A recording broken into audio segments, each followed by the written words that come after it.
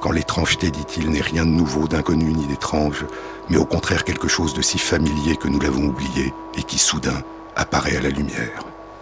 Ce que certains ont traduit dans notre langue par une expression que n'a pas utilisée Freud et dans laquelle a été effacée jusqu'à la notion de familiarité.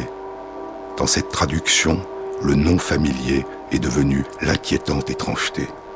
Il y a des choses qui ne peuvent pas être mises en mots. Elles se rendent manifestes par elles-mêmes.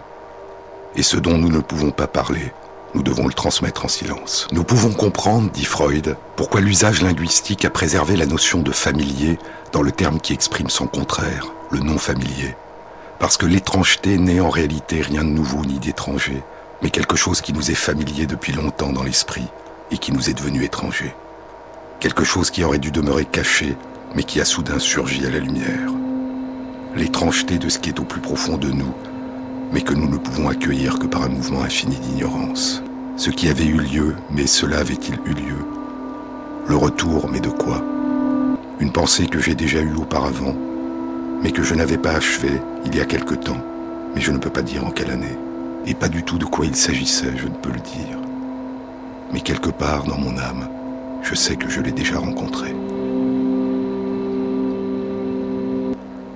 Serait-ce la répétition d'instants à jamais oubliés?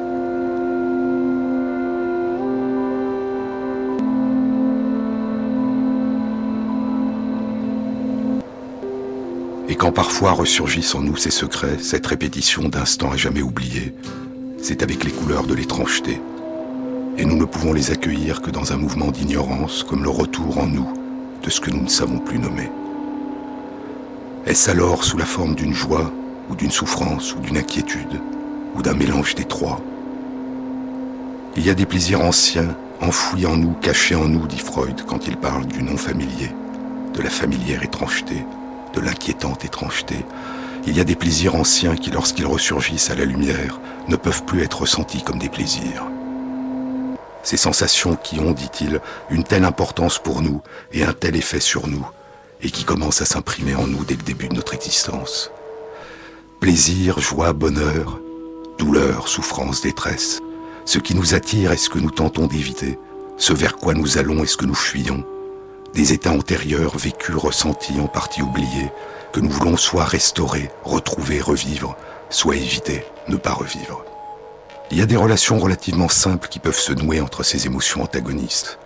Des recherches récentes en neurosciences indiquent que le fait de réussir à éviter ce que l'on craint, ce que l'on redoute, parce que nous nous souvenons que c'est cause de souffrance, réussir à l'éviter active dans notre cerveau certaines régions qui sont activées lorsque nous ressentons du plaisir. Éviter une émotion déplaisante est ressenti en partie comme un plaisir, comme une joie.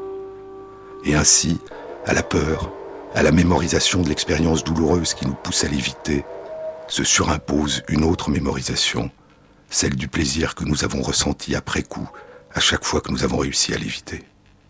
Mais la question des relations entre les sensations de déplaisir, de souffrance, de peur et de plaisir est, dit Freud, beaucoup plus complexe encore.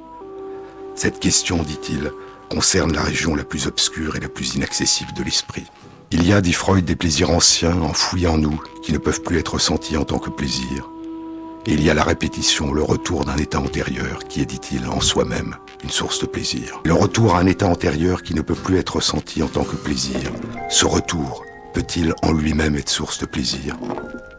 Une douleur, une souffrance qui semble avoir conduit simplement à un besoin de la répéter pour la ressentir, la revivre, encore et encore.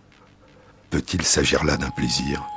Ou s'agit-il d'une émotion plus indéfinissable, à la fois familière et étrange, pour laquelle manquent les mots? Comment émergent en nous, au tout début de notre existence, avant les mots, les significations et les relations entre les sensations de besoin, de plaisir, de joie, de douleur, de souffrance, de danger, de peur? Quand toutes les sensations que nous renvoie notre corps en train de se construire ne prennent leur sens que dans ce lien, cette relation, cet échange, dans ce premier creuset de toute relation d'amour à venir. Pour un nouveau-né, pour un petit enfant, le lien avec la mère, le lien avec les parents, le tout premier lien social, et le besoin de maintenir ce lien a probablement été aussi important en termes de survie de génération en génération que ses besoins physiologiques, parce que c'était le lien parental, ce lien social, qui permettait d'assurer ses besoins physiologiques. Et c'est à partir de cette imbrication complexe et ancienne entre les mécanismes impliqués dans les sensations corporelles de plaisir, de danger et de douleur, et les mécanismes impliqués dans les émotions de joie, de souffrance et de peur qui participent à nos relations aux autres, que se construit à notre naissance cette ouverture aux autres, ce besoin en nous de la présence des autres. Oba, oba, oba, oba, ma, gna, gna, gna, gna.